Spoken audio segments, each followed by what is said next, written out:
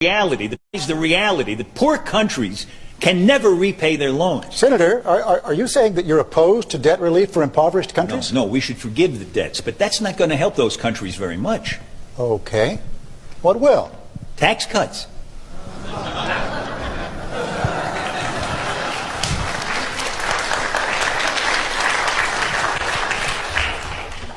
Some African tax rates are the highest in the world.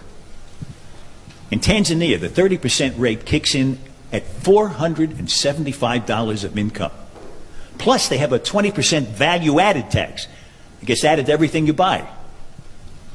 Those high tax rates make it impossible to build capital in those countries. So nothing gets built, not factories, not roads, not anything. Poor African countries have the lowest wage workers in the world.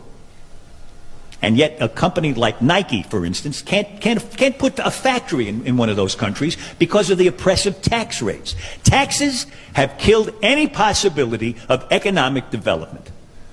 They've killed any hope of these countries ever helping themselves. And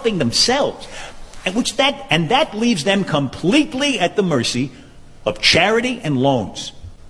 And here's the worst part. Do you know why those countries have such high tax rates? Because of us.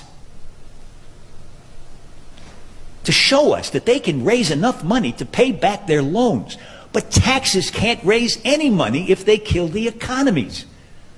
So it turns out that the tragic, unintended consequence of our good intentions toward Africa, our kindness, is that we have encouraged those countries to lock themselves into a gruesome economic depression.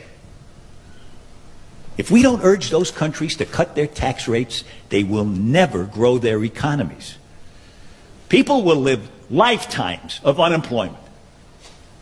Disease will be rampant. Poverty will be permanent. And children will be hungry.